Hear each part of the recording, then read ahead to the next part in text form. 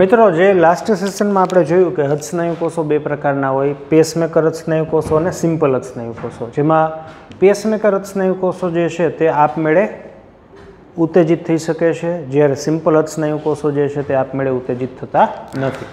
તો ધારો કે સપોઝ કે હું આ દોરું છું પેસમેકર હૃદસ્નાયુ કોષ, તો આ એ કોષ છે કે જે આપમેળે ઉત્તેજિત થઈ શકે છે. આપમેળે એની અંદર કેલ્શિયમ જે છે તે અંતઃકોષ રસજાળમાંથી મુક્ત થઈ શકે છે. આમાંથી મુક્ત થતું આ કેલ્શિયમ તેની પાસે અથવા તો તેની નજીક રહેલા જે સિમ્પલ સાદા જે હૃદસ્નાયુ કોષ જે છે, હૃદસ્નાયુ કોષ, એની અંદર ટ્રાન્સફર થાય છે. આની અંદર કેલ્શિયમ ટ્રાન્સફર થાય એટલે આ કોષ પોતે ઉત્તેજિત થાય અને આ કોષની અંતઃકોષ રસજાળમાંથી કેલ્શિયમ જે છે એ બહાર નીકળે અને આ કોષનું પણ સંકોચન થાય. પાછું આ કોષ જે છે સિમ્પલ હૃદસ્નાયુ કોષ કે જે અન્ય સિમ્પલ હૃદસ્નાયુ કોષ સાથે કનેક્ટેડ છે આવી રીતે,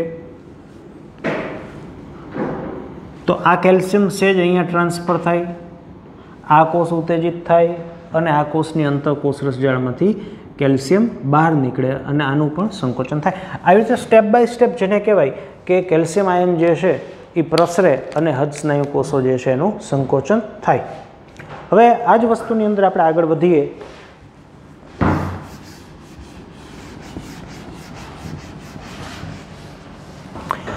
તો ગઈકાલે આપણે આવી રીતનું આખું વાયરિંગ જોયેલું હતું. આ છે હૃદય,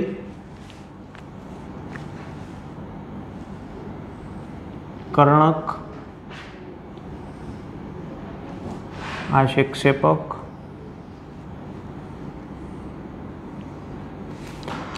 આખો છેદ છે ઊભો છેદ છે, જેમાં આ જે કર્ણક છે એમાં જ્યાં મહાશિરા ખુલે છે તેની બાજુમાં માયોકાર્ડિયમ વિસ્તારમાં આપણને આવી રીતનો આ જથ્થો હતો જેને આપણે એસે ગાંઠ તરીકે ઓળખતા. એસે ગાંઠ તરીકે, યસ, સાયનોએટ્રિયલ ગાંઠ. આ હતી એવી ગાંઠ. તો આ ગાંઠ એટલે શું? તો કે વિશિષ્ટ પ્રકારના હૃદસ્નાયુ કોષોની બનેલી રચના. અને અહીંથી જેને કહેવાય કે આવી રીતે આની વચ્ચે પણ એક વાયર હતું. આ વાયર એટલે કે હૃદસ્નાયુ કોષો, વિશિષ્ટ પ્રકારના પેસમેકર સ્નાયુ કોષો. અહીંથી આવી રીતનું વાયરિંગ હતું. અહીંથી બેચમેન્સ તંતુઓ ડાબા કર્ણકની અંદર જતા, અહીંથી હિસ તંતુ બહાર નીકળતા. આ બધા જ હિસ તંતુ, બેચમેન્સ હોય કે આ છે, આ છે, આ છે, આ બધા જ પેસમેકર સ્નાયુ કોષોના બનેલા છે. અહીંથી પાછા ભાગ પડતા left bundle branch and write bundle branch. પછી આની અંદર આને આપણે પર્કિંજે તંતુઓ કહેતા. રેડી? અહીંયા વાલ હતો, દ્વિદલ વાલ, એવું તો તમને આવડતું હોય 5મા ધોરણથી, ત્રિદલ વાલ. તો સૌપ્રથમ અહીંથી વીજ પ્રવાહ ઉત્પન્ન થાય, મીન્સ કે ઇમ્પલ્સ ઉત્પન્ન થાય અથવા તો કોષો સક્રિય થાય એટલે કેલ્શિયમ છે ધીમે ધીમે આ વાયર થ્રુ સાદા જે હૃદસ્નાયુ કોષો છે એના તરફ પ્રસરણ પામે. એટલે ધીમે ધીમે અહીંથી કણકોનું સંકોચન સ્ટાર્ટ થાય, બંને કણકોનું સંકોચન સ્ટાર્ટ થાય. ઇન બિટવીન પ્રવાહ આ દિશામાં પણ આગળ વધે છે, અહીંયા પ્રવાહ આગળ પહોંચે, પછી અહીંથી ધીમે ધીમે કેલ્શિયમ મીન્સ કે આ જે કોષો છે સક્રિય થાય, ધીમે ધીમે અહીંયા પ્રવાહ પહોંચે, કેલ્શિયમનું વહન પહોંચે, અહીંથી આ બાજુ, અહીંથી આ બાજુ. નીચેથી વાયરિંગ આમાં શું કામ છે? તો આપણે જોયું હતું કે આની અંદર પૃષ્ઠભાગે કેન્દ્ર મીન્સ કે વાલ છે, ઓપનિંગ છે, એટલે આ ક્યાંથી સંકોચન પામવું જોઈએ? નીચેથી. એટલે આનું વાયરિંગ ક્યાંથી આપેલું છે? કુદરતી રીતે નીચેથી. તો નીચેથી પ્રવાહ જે છે આ દિશામાં આગળ વધે છે, આમાં પ્રવાહ આ દિશામાં આગળ વધે છે.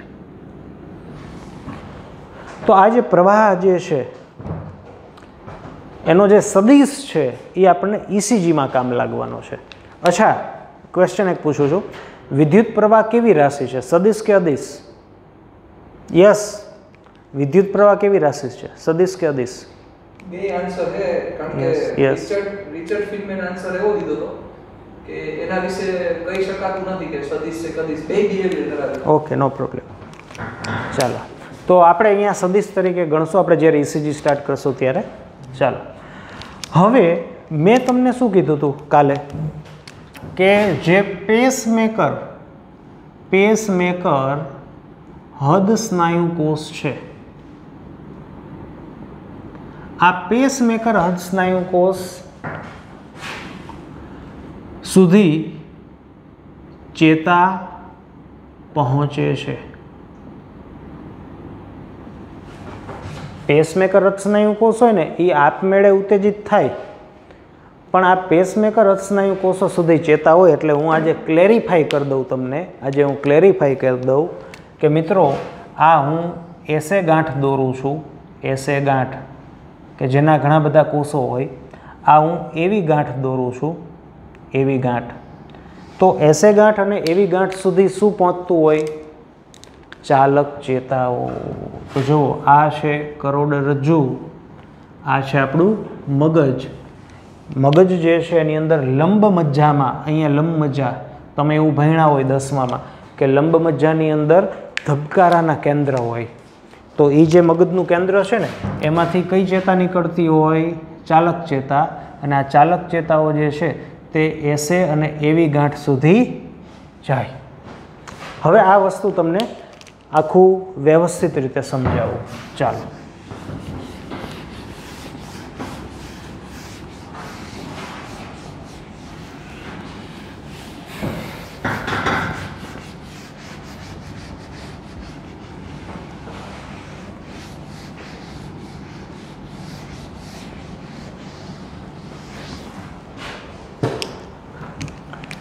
ચાલો, આ છે હૃદ સ્નાયુ કોષ.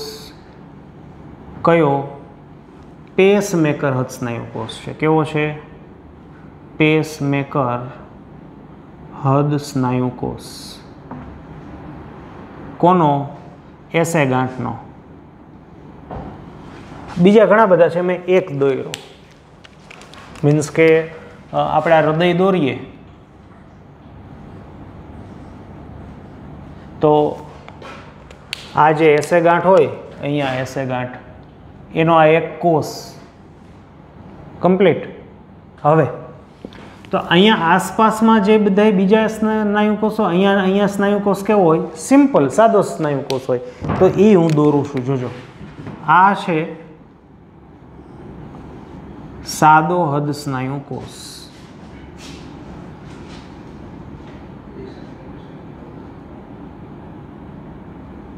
સાદો હૃદ સ્નાયુ કોષ. કોનેક્સિન પ્રોટીનનું કનેક્શન છે. ચાલો, હૃદ સ્નાયુ કોષ ઉપર કયા રિસેપ્ટર જોવા મળે આપણને? આપણે જોયું એસિટાઇલકોલિન રિસેપ્ટર અને એડ્રીનર્જિક રિસેપ્ટર. એસિટાઇલકોલિન રિસેપ્ટર અને એડ્રીનર્જિક રિસેપ્ટર. રેડી? ચાલો આગળ. જે પણ બ્લેકથી હું દોરું છું તે બધા જ સાદા હૃદ સ્નાયુ કોષો છે.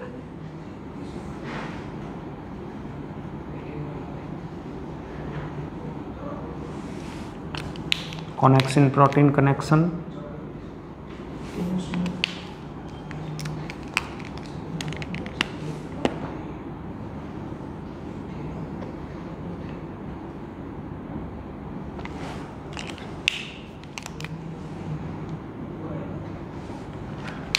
રેડી? ચાલો, આ છે એસે ગાંઠનો કોષ કે જેની સાથે અન્ય સાદા હૃદ સ્નાયુના કોષો કનેક્ટેડ છે. હવે કેવી રીતે હૃદય કામ કરે છે જો. મેં શું કીધું કે ચાલક ચેતા છે ને, ચાલક ચેતા એ પેસમેકર હૃદ સ્નાયુ કોષ અથવા તો એસે ગાંઠ હોય ને ત્યાં સુધી આવે, અહીંયા સુધી ન આવે. આ બધાની સપાટી ઉપર એસિટાઇલકોલિન રિસેપ્ટર અને એડ્રીનર્જિક રિસેપ્ટર તો જોવા મળે જ.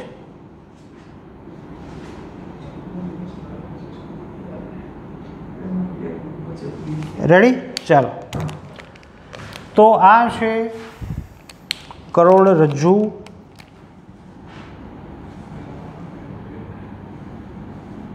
આ છે મગજ. મગજ, કરોડ, રજ્જુ અને આ છે કેન્દ્ર. લંબમજામાં રહેલું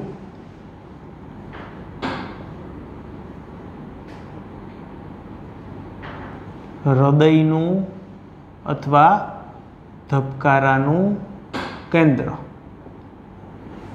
આ જે ધબકારાનું કેન્દ્ર છે એમાંથી ચાલક ચેતાઓ નીકળે જે એસે ગાંઠ અને એવી ગાંઠ સુધી જાય. તો હવે હું દોરું છું અહીંથી ચેતાઓ.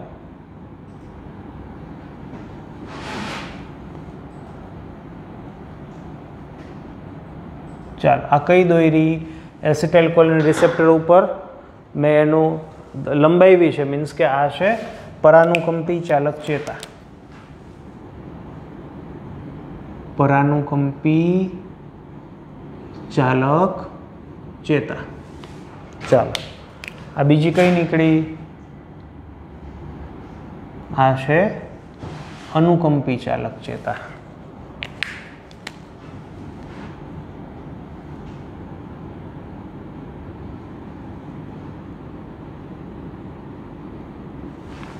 રેડી? ચાલો હવે સમજીએ આખું કનેક્શન. હવે એસે ગાંઠના કોષો, એસે ગાંઠના કોષ માયોજેનિક છે. એટલે કે ચેતાતંત્રની બાહ્ય ઉત્તેજના વિના પણ સક્રિય થાય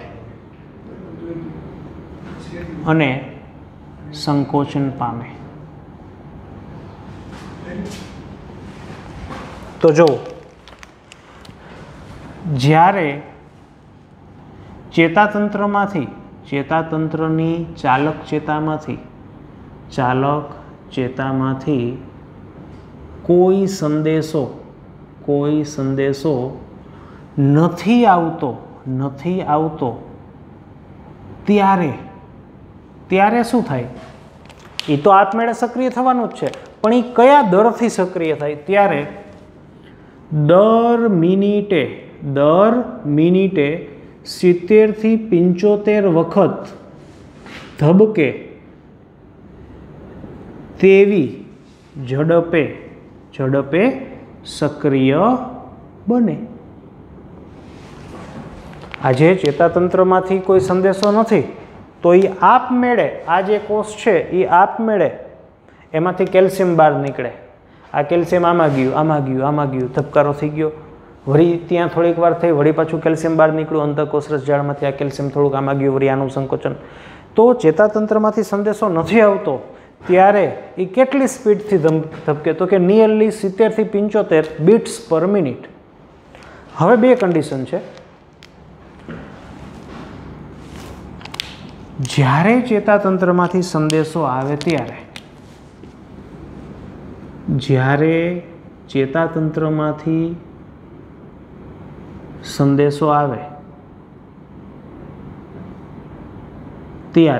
ચાલો, તો હું પહેલી કન્ડિશન તમને કહું છું કે ધારો કે તમને બીક લાગી ગઈ. શું બીક લાગી? એટલે કે અનુકંપી સિસ્ટમ એક્ટિવેટ થઈ. અથવા તો ધારો કે તમે નોર્મલ પરિસ્થિતિમાં બેઠા છો, ભૂકંપનો આંચકો આવ્યો કે સાપ નીકળો કે મનમાં તમે માનસિક રીતે કોઈ ટેન્શન છે કે તમે દોડો છો, તો એવા કિસ્સામાં શું એક્ટિવેટ થાય? અનુકંપી સિસ્ટમ એક્ટિવેટ થાય. તો શું થાય કે જ્યારે અનુકંપી ચેતાતંત્ર સક્રિય થાય તો શું થાય? તો અનુકંપી ચેતા સક્રિય થાય, અનુકંપી ચાલક ચેતા સક્રિય થાય. તો આખા શરીરમાં બધી જ જગ્યાએ અનુકંપી ચાલક ચેતા સક્રિય થાય. હૃદયમાં પણ એ સક્રિય થાય. હૃદયમાં એ સક્રિય થાય તો શું થાય? એડ્રીનાલિનનો સ્ત્રાવ થાય. અહીંથી એડ્રીનાલિનનો સ્ત્રાવ થાય. આ એડ્રીનાલિન છે ક્યાં બેસે? એડ્રીનર્જિક રિસેપ્ટર ઉપર બેસે. હૃદસ્નાયુ કોષ ઉપર રહેલા એડ્રીનર્જિક રિસેપ્ટર ઉપર બેસે. જ્યારે એડ્રીનાલિન એડ્રીનર્જિક રિસેપ્ટર ઉપર બેસશે ત્યારે હૃદ સ્નાયુ કોષમાં ખૂબ જ ઝડપથી અથવા તો ખૂબ જ વધુ દરે અંતઃકોષ રસજાળ ER એટલે અંતઃકોષ રસજાળમાંથી કેલ્શિયમ મુક્ત થાય. તો ખૂબ જ વધુ ઝડપી દરે અંતઃકોષ રસજાળમાંથી કેલ્શિયમ મુક્ત થાય તો ધબકારા અથવા તો સંકોચન કેવું થઈ જાય? વધે. હાર્ટ રેટમાં શું થાય? વધારો થાય. શું થાય? વધારો. અનુકંપી ચેતાતંત્ર નિષ્ક્રિય થઈ જાય તો એડ્રીનાલિનનો સ્ત્રાવ અહીંથી સ્ટોપ, તો વળી પાછા ધબકારા 70 થી 75. તમે 10મામાં ખાલી એવું સ્ટેટમેન્ટ ભણતા, એ સ્ટેટમેન્ટ સમજાવવા માટે હું 15 દિવસથી આજે મહેનત કરું છું, તો આજે હું અહીંયા પહોંચ્યો. જો પરાનુકંપી ચેતાતંત્ર સક્રિય થાય, પરાનુકંપી ચેતાતંત્ર સક્રિય થાય તો પરાનુકંપી ચેતાતંત્ર ધબકારાને શું કરે? ઘટાડે. તો શું મિકેનિઝમ થાય છે? તો કે શરીરમાં બધે જ પરાનુકંપી ચાલક ચેતા સક્રિય. તો હૃદયની અંદર આવતી પરાનુકંપી ચાલક ચેતા સક્રિય થાય, કોનો સ્ત્રાવ થાય? એસિટાઇલ કોલિનનો. તો આ એસિટાઇલ કોલિન છે એ એસિટાઇલ કોલિન રિસેપ્ટર ઉપર બેસે. ક્યાં છે રિસેપ્ટર? RU. અહીંથી એસિટાઇલ કોલિનનો સ્ત્રાવ થાય. રેડી? તો શું થાય? સિમ્પલ કે હૃદ સ્નાયુ કોષમાં ધીમે અથવા તો ધીમા દરથી અંતઃકોષ રસજાળમાંથી કેલ્શિયમ મુક્ત થાય, જેથી સંકોચન કેવું થાય? ધીમું થાય. સંકોચન ધીમું થાય અથવા તો હાર્ટ રેટ જે છે એમાં ઘટાડો થાય. રેડી? ચાલો, હવે હું તમને એમ કહું મિત્રો કે જો આપણે એસિટાઇલ કોલિનનું ઇન્જેક્શન આપીએ તો રુધિરમાં આ એસિટાઇલ કોલિન, હું તમને પ્રેક્ટિકલી ચર્ચા કરું ને તો એસિટાઇલ કોલિનનું ઇન્જેક્શન ન મળે, કારણ કે કેમિકલી એસિટાઇલ કોલિન છે ને એ ઇનસ્ટેબલ છે. એટલે એસિટાઇલ કોલિન વધુ લાંબા સમય સુધી આપણે બનાવ્યું હોય તો એ રહી ન શકે, એ બગડી જાય. એટલે એસિટાઇલ કોલિનના ઇન્જેક્શન છે એ પ્રેક્ટિકલી ન મળે, એડ્રીનાલિનના ઇન્જેક્શન મળે. આ તો તમને સમજાવવા માટે વાત કરું છું કે એસિટાઇલ કોલિનનું જો આપણે ઇન્જેક્શન આપીએ ને એના જેવા બીજા પદાર્થ મળે કે જેની અસર એસિટાઇલ કોલિન જેવી જોઈ. તો સમજાવવા માટે વાત કરું કે એસિટાઇલ કોલિનનું જો હું ઇન્જેક્શન આપું તો રુધિર થ્રુ આ એસિટાઇલ કોલિન અહીંયા પણ બેસે તો શું થાય? ધબકારા ઘટે. આ એસિટાઇલ કોલિન જે સાદા હૃદ સ્નાયુ કોષ છે ને મિત્રો, એની સપાટી ઉપર પણ જો રિસેપ્ટર છે અહીંયા પણ બેસે. ઓલ ઓવર જેને કહેવાય આખી જે એક્ટિવિટી છે એમાં ઘટાડો કરે. એવી જ રીતે જો હું એડ્રીનાલિનનું ઇન્જેક્શન આપું તો એડ્રીનાલિન ઇન્જેક્શન પ્રેક્ટિકલી પણ મળે, બજારમાં અવેલેબલ છે. તો આ એડ્રીનાલિન રુધિર થ્રુ અહીંયા બેસે, અહીંયા પણ બેસી શકે, અહીંયા પણ બધા જ હૃદસ્નાયુ સાદા હોય કે પેસમેકર હોય બધા ઉપર બેસી શકે અને એના ધબકારા વધે. તો આજે અનુકંપી તંત્ર અને પરાનુકંપી, અચ્છા જો આમાં હૃદસ્નાયુ છે કે નહીં સાદા, તો જો એનો સીધો જ કંટ્રોલ ચેતાતંત્ર ઉપર નથી. આ હૃદસ્નાયુ છે ને એને કોણ કંટ્રોલ કરે? આને કોણ કંટ્રોલ કરી શકે? તો કે જાતે પણ કંટ્રોલ થાય અને ચેતાતંત્ર થ્રુ પણ એનું કંટ્રોલ છે. એટલે જે આ સાદા હૃદસ્નાયુ કોષ છે ને એને માયોજેનિક એટલા માટે કહેવામાં આવે છે કે એ સીધા જ ચેતાતંત્રના કંટ્રોલમાં નથી. રેડી? તો તમે આ આખો કન્સેપ્ટ છે મિત્રો, આવું ટેક્સ્ટબુકમાં કંઈ નહીં હોય. ટેક્સ્ટબુકમાં લીટી હોય તો એ લીટીને કાં તો ગોખી શકાય કાં સમજી શકાય. કેવી રીતે ખરેખર હૃદય વર્ક કરે છે એ વસ્તુ આપણે સમજવા માટે છેલ્લા 15 દિવસથી આપણે ચેતાતંત્ર આપણે ઉપાડ્યું છે. એની પાછળનું આ એક જ રીઝન છે. ફરીથી મિત્રો કહી દઉં છું કે પહેલેથી સંવેદી ચેતા, ચાલક ચેતા, સ્નાયુના પ્રકાર એ બધું સમજવું પડે. તમે ધારો એટલું ઇઝી નથી. આ કોઈ ગાણિતિક મેથડ નથી, સૂત્ર નથી કે સૂત્ર યાદ રહેશે અને તમે લોજિક ચલાવી શકશો. પૂરેપૂરું લોજિક જ છે આ. પણ પહેલેથી લઈને છેલ્લે સુધી જો તમને ખબર પડે, મગજમાં હશે, તો આખું ચિત્ર કંડારાઈ જાય. આવું ક્યાંય તમને નહીં મળે. આ સમજવાની વાત છે. જો આ ન સમજાય તો આજે મોટાભાગના વિદ્યાર્થી મિત્રો સીધું ગોખે જ છે કે અનુકંપી ચેતાતંત્ર જે છે હૃદયના ધબકારા વધારે, પણ એનું કનેક્શન કેવી રીતનું છે? કેવી રીતે એ વર્ક કરે છે એ તમારી સમક્ષ સામે રજૂ કર્યું કે આવી રીતનું વર્ક છે. ચાલો, તો આજે આપણે જોયું કે ખરેખર અનુકંપી અને પરાનુકંપી ચેતાતંત્ર કેટલે સુધી છે, મીન્સ કે એસે ગાંઠ અને એવી ગાંઠ સુધી છે, અને એનું વર્કિંગ કેવી રીતનું છે, અથવા તો અનુકંપી ચાલક ચેતા છે એ કેવી રીતે અસર કરે છે. તો કે એડ્રીનાલિન છે એ એડ્રીનર્જિક રિસેપ્ટર ઉપર બેસે છે, તો આની અંદર કયો દર ધીમો થઈ જાય છે, કેલ્શિયમ રિલીઝ થવાનો. તમે હવે આગળ જ્યારે MBBSમાં સ્ટડી કરશો ને ત્યારે પાછું મોલેક્યુલર લેવલે આવશે કે એવું તે શું થાય, એ તો હજી ભણવાનું બાકી છે કે એડ્રીનાલિન છે આ રિસેપ્ટર ઉપર બેસે તો એવી તે કઈ જૈવ રાસાયણિક ક્રિયા થાય છે કે જેથી અંતઃકોષ રસજાળમાંથી કેલ્શિયમ ઓછું થાય છે મિત્રો. એટલે બહુ ડીપ છે મિત્રો, આપણે તો કાંઈ ભણતા જ નથી, 1% નથી ભણતા.